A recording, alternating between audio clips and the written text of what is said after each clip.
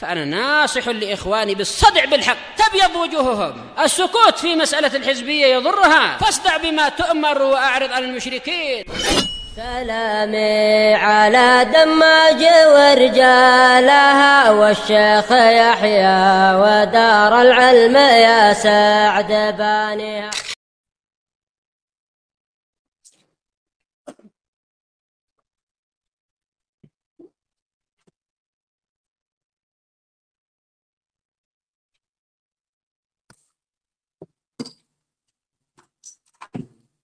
Bismillahirrahmanirrahim. Alhamdulillah wassalatu wassalamu ala Rasulillah wa ala alihi wa sahbihi wa man wala. Kita lanjutkan kajian tafsir kita. Kita masuk pada ayat yang ke-77 dari surat Al-Maidah. Qala Allah Ta'ala, Allah Subhanahu wa taala berfirman, Qul ya ahlul kitab, katakan wahai Nabi, wahai ahlul kitab, al-Yahudi wa Nasara. Meskipun di sini konteksnya kepada Nasara itu lebih dekat, dikarenakan yang dibahas dalam ayat-ayat sebelumnya adalah tentang mereka. Namun ayat ini juga berlaku umum, dikarenakan Yahudi juga termasuk ahlul kitab. Meskipun konteks ayat-ayat sebelumnya adalah tentang Nasara. Wahai ahlul kitab, la taghlu fi dinikum. Jangan kalian melampaui batas dalam agama kalian. Al-ghulu maknanya adalah mujawazatul hadd, melampaui batas. Fi dinikum, dalam agama kalian, ay fi ibadatikum wa ta'zimi anbiya'ikum, yaitu dalam ibadah kalian dan dalam pengagungan terhadap para nabi kalian. Jangan kalian melampaui batas dalam mengagungkan nabi kalian. Ghairal haqqi, tanpa al-haq. Ini bukan berarti di sana ada ghulu yang dengan hak. Ini namanya sifah kasyifah, bukan sifah muqayyidah. Karena sifat itu ada dua macam. Ada sifat yang muqayyidah, ada sifat yang kasyifah. Sifat muqayyidah itu ada mafhum terbaliknya. A'ti hadza al-mal lirijalit tiwal. Berikan uang ini kepada laki-laki yang tinggi-tinggi. Ini sifat muqayyidah. Ini sifat yang membatasi. Artinya yang tidak tinggi tidak boleh diberi. Ada mafhum terbaliknya. Berarti yang nggak tinggi nggak diberi. Kalau sifat kasyifah ini nggak punya mafhum terbalik. Sebagaimana di sini, la taghlu fi dinikum ghairal haqqi. Jangan kalian melakukan tindakan melampaui batas dalam agama kalian tanpa hak. Bukan berarti di sana ada tindakan melampaui batas yang dengan hak. Namanya sifat kasyifah. Nggak ada mafhum terbalik. Dan juga seperti ucapan Nabi SAW, la ta'kulur riba adha'afan mudha'af. Jangan kalian makan harta riba dengan berlipat-lipat. Adha'afan mudha'af. Ini sifat kasyifah, bukan sifat muqayyidah. Bukan berarti kalau nggak sampai berlipat-lipat berarti boleh makan riba. Paham ya? Nggak ada mafhum apanya? Terbaliknya. Nggak bisa dipahami terbalik. Berarti kalau nggak berlipat-lipat, nggak masuk larangan. Tidak. Itu bukan sifat muqayyidah. Tapi sifat apa?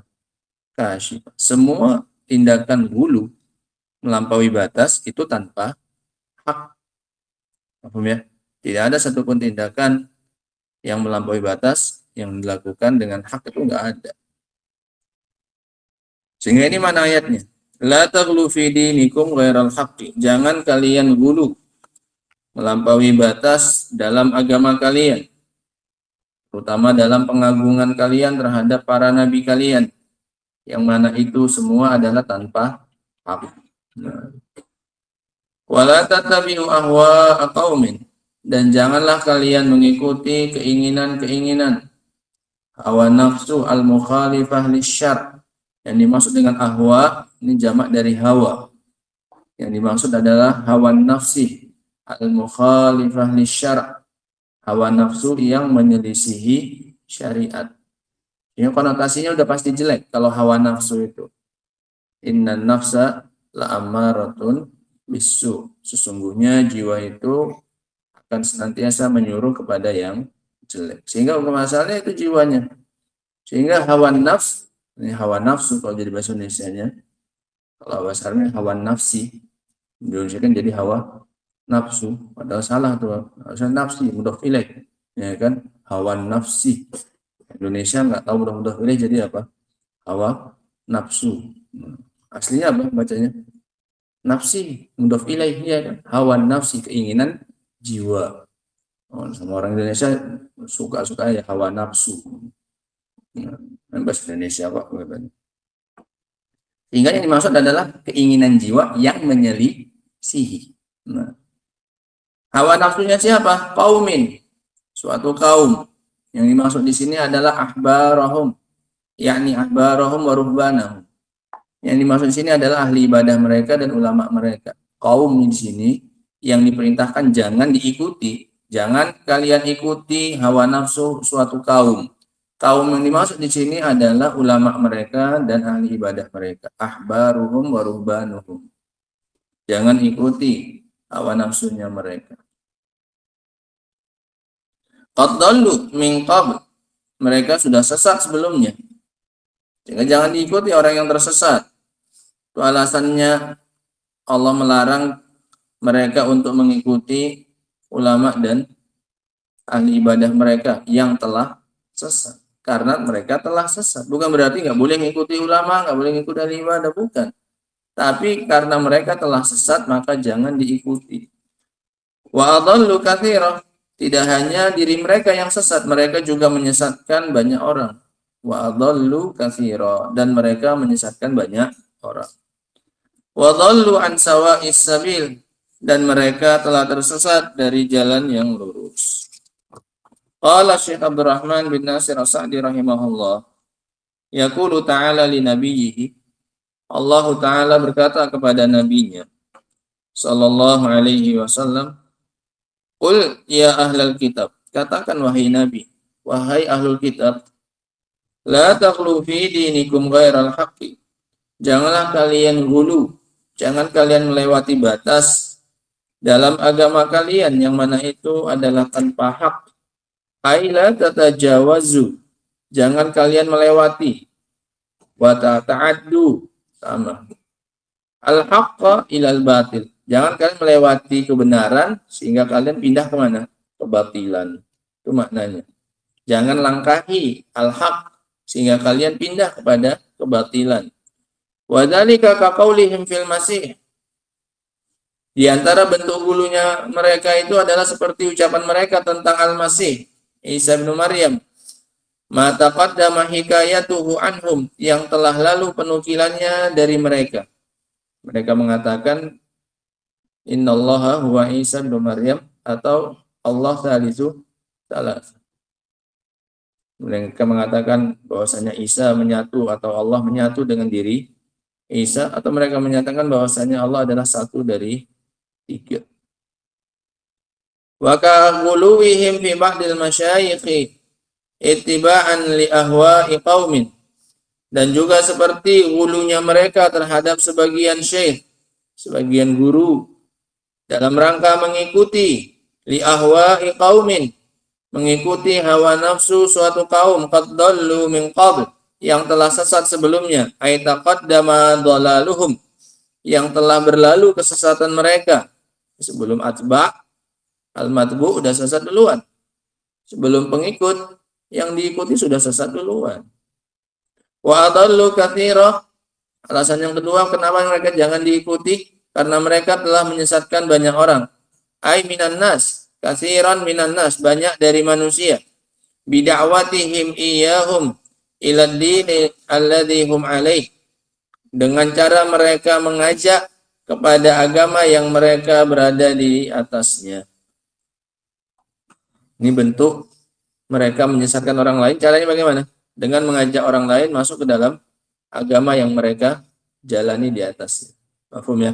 Ini bentuk mereka menyesatkan banyak orang. Diajak masuk agama mereka yang sesat.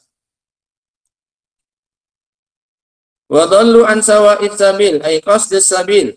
Dan mereka telah sesat dari jalan yang lurus, dari jalan yang benar. Fajama'u bainad dhalali wal idlal. Sehingga mereka ini menggabungkan dua sifat yang tercela. Sesat atau kesesatan dan menyesatkan. Sesat lagi menyesatkan. Sesat untuk siapanya? Diri sendiri. Menyesatkan untuk orang lain. Lengkap. Dia sendiri sesat, orang lain pun dia buat sesat. Wa haula'i hum a'immatud dhullal. A'immatud dhalal. Mereka itu adalah para pemimpin yang sesat. Alladzina hadzarallahu anhum, yang telah diperingatkan oleh Allah Subhanahu wa taala dari mereka. Wa anittiba'i ahwa'ihim, dan dari mengikuti hawa nafsu mereka. Al-murdiyati, yang rendah, yang jatuh, yang hina, murdiyah. Wa ara'ihimul mudillah, dan pendapat-pendapat mereka yang menyesatkan. Faedah yang bisa kita ambil dari ayat yang ke-77 ini. Yang pertama adalah an-nahyu 'anil ghulu fid din. Larangan dari sifat melampaui batas dalam agama. Larangan dari ghulu dalam agama. Dan maknanya ghulu adalah melampaui batas. Melampaui batas.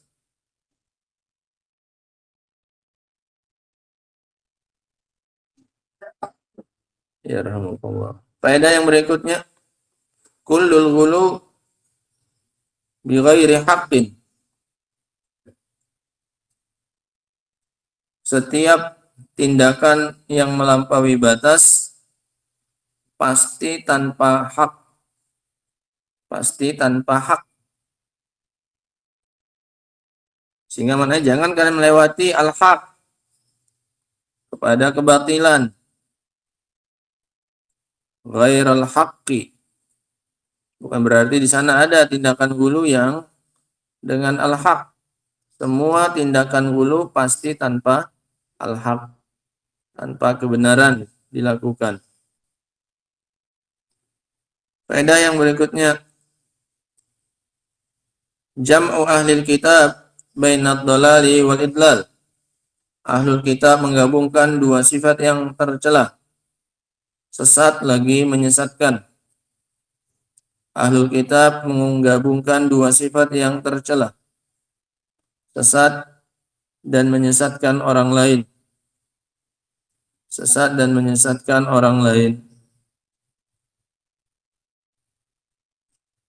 Faedah yang berikutnya, anna ahlul batil yad'una ila batilihim. Bahwasanya ahlul batil, orang-orang yang di atas kesesatan, mengajak manusia kepada kesesatan mereka. Sehingga jangan dikira mereka itu diam. Mereka itu bergerak. Mereka itu mengajak manusia untuk mengikuti kebatilan yang mereka berada di atasnya. Bahwasanya ahlul batil, orang-orang yang di atas kebatilan, mengajak manusia untuk kebatilan mereka, mengajak manusia kepada kebatilan mereka.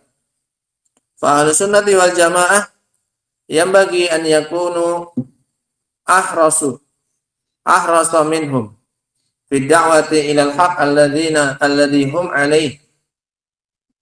Maka ahlus sunnah wal jamaah, orang-orang yang di atas al-haq, ini lebih semangat lagi seharusnya untuk mengajak manusia agar berjalan di atas kebenaran yang mereka Yakin. Sebagaimana ahlul batil itu punya dakwah mengajak manusia untuk mengikuti kesesatan mereka, maka ahlul haq juga jangan mau kalah. Ahlul haq juga harus lebih semangat daripada mereka. Nah, faedah yang berikutnya, wujubul hadar min ulama isu, wajibnya berhati-hati dari ulama dan ahli ibadah yang sesat. Ada ulama yang sesat, ada ahli ibadah yang sesat, banyak. Wajibnya berhati-hati dari ulama dan ahli ibadah yang sesat. Wala tattabi'u ahwa qaumin, dan janganlah kalian mengikuti hawa nafsu suatu kaum. Yang dimaksud adalah ahbar dan ruhban, ulama dan ahli ibadah. Faedah yang berikutnya,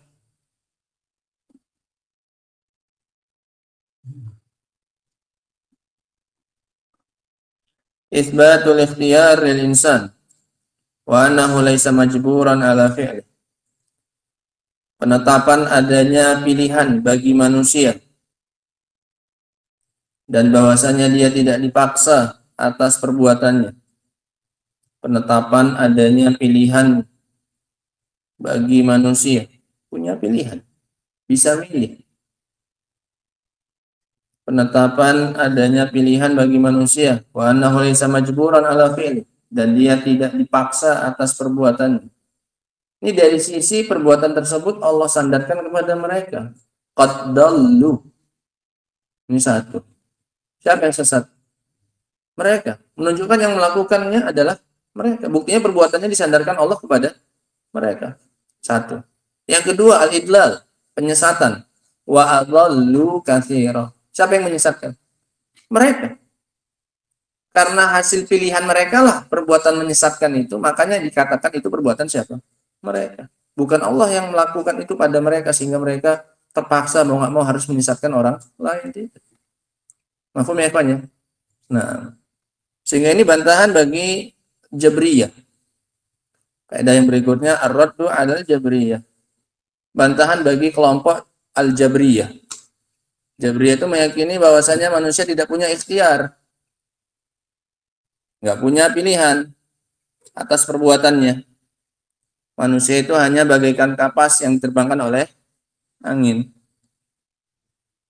Sehingga ini lawannya dari Qadariyah. Qadariyah berlebihan dalam menetapkan pilihan bagi manusia. Allah nggak punya campur tangan bahkan. Ya, hamba itu yang betul-betul bersendirian dalam menciptakan apanya? Perbuatannya. Nggak ada yang namanya takdir. Sehingga beda antara Qadariyah dengan Jabriyah. Jadi yang menyamakan antara Qadariyah dengan Jabriyah ini orang bodoh. Kurang jauh main-main akidahnya. Ada yang ditanya tentang bedanya Jabriyah dengan Qadariyah, katakan sama. Sama-sama menafikan, menolak takdir Allah SWT pada perbuatan. Padahal itu dua kutub yang saling bertolak belakang. Dia sendiri bingung. Nambahi bingung siapanya? Mad'unya. Ini kayak gini-gini jahil murakkab ya. Kalau nggak ngerti bilang nanti saya bahas lagi. Nanti saya baca lagi, nanti insya Allah jawabannya nyusul. Nggak masalah, lebih mulia. Ini namanya orang biasanya lupa. Banyak dulu mungkin yang sudah terlupakan nama belajarnya dia dulu. Udah lama. Belum pernah dimurojaah lagi atau yang lain-lain. Yang menjadi masalah ini fatal kesalahannya dalam bab apa ini? Akidah. Dalam bab akidah. Nah, jadi maduknya nanya apa keyakinannya yang dimaksud dengan Qadariyah itu gimana? Nah, ada yang bilang oh itu kan selip aja mungkin. Lah selip nggak kayak gitu. Itu dia punya keyakinan bahwasanya Qadariyah sama kayak dan Jabriyah ya sama kayak gitu. Nah, dalam hal ini sama. Padahal Jabriyah itu lawannya apa? Lawannya Qadariyah. Qadariyah itu nufatul qadar. Nah, para orang-orang yang menafikan takdir. Makanya disebut Al-Qadariyah majus hazil ummah. Qadariyah itu adalah majusinya umat ini. Kenapa? Karena orang Majusi meyakini adanya dua pencipta. Ada pencipta kebaikan, ada pencipta kejelekan. Yang jelek-jelek penciptanya lain, yang bagus-bagus penciptanya pun lain. Nah, Qadariyah gitu kan. Malah lebih parah lagi. Yang menciptakan perbuatan hamba siapa kata mereka? Diri sendiri, nggak ada campur tangan siapa? Allah, nggak ada takdirnya Allah, nggak ada. Bahkan Allah nggak tahu. Sebagian mereka mengatakan Allah nggak tahu bahkan perbuatan hamba itu apa yang mau dilakukannya sampai hamba itu melakukan. Ini kalau ini habis ini mau ngapain? Allah belum tahu ini. Mau ngaji atau mau tidur, mau ngapa nggak tahu. Nanti kalian ambil Quran pun kan Allah belum tahu ini mengambil Quran mau dikasihkan ke kawannya atau mau dipinjamkannya atau mau diapainnya Qurannya ini belum tahu. Sampai kamu duduk pun belum tahu itu. Lo ngapain duduk? Cuman pegang-pegang Qurannya aja mau dilus-lus pun belum tahu Allah. Sampai kamu buka, kamu ngaji, oh berarti hambaku ini tadi pengen apa? Pengen ngaji. Allah baru tahu setelah hamba itu apa? Melakukannya, ya Allah. Sampai kayak gitu mereka. Nah, sehingga masing-masing hamba itu menciptakan perbuatannya sendiri-sendiri. Berapa pencipta berarti? Miliaran. Manusianya miliaran. Masing-masingnya menciptakan perbuatan sendiri-sendiri. Makanya dibilang majusnya umat ini. Dari sisi itu. Paham ya? Nah, sementara Jabriyah itu lawannya. Manusia itu nggak punya apa? Kehendak. Nggak bisa menciptakan perbuatannya sendiri. Semuanya kayak wayang saja. Digerakkan. Pukul ya, pukul. Balas ya, balas. Tumbang. Kayak apa? Wayang saja. Nah. Nanti kalau dimasukkan ke dalam neraka, ada yang maling, ada yang nggak sholat, ada apa? Allah zalim lah berarti. Kalau dimasukkan ke neraka, padahal yang buatkan mereka kayak gitu siapa? Allah. Oh, dia dipukul-pukul kan, dia nggak bisa ngapa-ngapain. Masa dia diadab dalam apa? Neraka. Berarti kan Allah apa? Zalim lah. Orang dia nggak punya kemampuan apa-apa kok malah dihukum.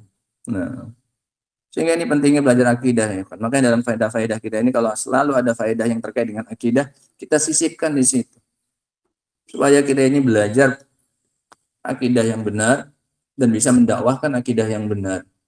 Sehingga tidak seperti dalam ayat ini kita tidak sesat dan tidak pula menyesatkan siapa? Orang lain. Kalau salah dalam masalah fatwa fikih atau yang lain-lainnya masih mending. Nah, dibandingkan dengan ketergelinciran dalam bab apa ini? Dalam bab akidah. Ini bab fatal itu ya. Nah, Allah musta'an. Faedah yang terakhir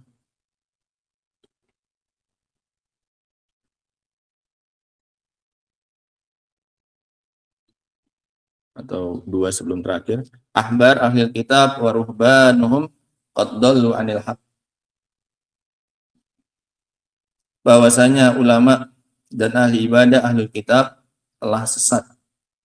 Bahwasanya ulama dan ahli ibadah ahlul kitab telah sesat. Ya rahmatullah. Hingga pendetanya, rahibnya, dan yang lain-lainnya itu udah sesat. Faedah yang terakhir, an-din al-haq wasatun bainal ghulu wat tafsir. Bahwasanya agama yang hak adalah pertengahan antara ghulu dan berkurang-kurangan. Bahwasanya agama yang hak adalah wasatun bainal ghulu wat tafsir. Sebenarnya tafsir itu pun disebut ghulu sebenarnya, melewati batas juga, tapi kemana? Ke bawah. Batas itu kan ada dua, ada batas atas, ada batas apa? Bawah. Dan itu yang disebutkan oleh Rasul Shallallahu Alaihi Wasallam. Nah, qulu Abdullahi wa Rasuluh. Nah, jangan berlebihan memujiku. Kalau kalian mau nyebut aku, bilang saja aku ini hamba Allah dan Rasul. Itu kan dua batas. Batas atas dia cuma sebagai apa? Sampai mana? Rasul saja. Batas bawah dia seorang apa? Hambanya siapa? Allah. Jangan rendahkan lagi dia jadi nggak punya status itu. Nah, mafhum ya. Nah, kalau melewati dua-duanya maka disebut ghulu. Agama yang hak adalah pertengahan antara ghulu berlebihan dan berkurang-kurangan. Ingat tengah-tengah. Itu agama yang benar. Tidak ghulu melewati batas atas, Ingat, harus melewati batas baru dikatakan apa? Gulu. Kalau belum melewati belum bisa dikatakan apa? Gulu. Ada orang yang kuat, misalnya puasa Daud misalnya. Selang-seling, hari ini puasa, besok enggak, hari ini puasa. Kuat dia tanpa terganggu ibadahnya, tanpa terganggu belajarnya, makannya cukup, segala macamnya, sehat, makanannya segala macam. Nggak bisa itu dibilang apa? Oh, kamu gulu, kamu. Orang Senin Kamis saja pun udah hebat. Nah, ada lagi yang cuma 3 hari sebulan, kamu sok-sokan apa ini? Sok puasa Daud. Nggak boleh. Kenapa? Dia belum apa? Melampaui batas. Itu masih batas yang diizinkan oleh syariat. Iya kan? Nah, sehingga tidak bisa dikatakan gulu selagi masih belum melewati batas. Kalau sudah melewati batas baru dikatakan gulu. Wallahu taala alam bissawab. Alhamdulillah. Subhanakallah bihamdika asyhadu an la ilaha illa anta astaghfiruka wa atubu ilaik. Walhamdulillahirabbil alamin.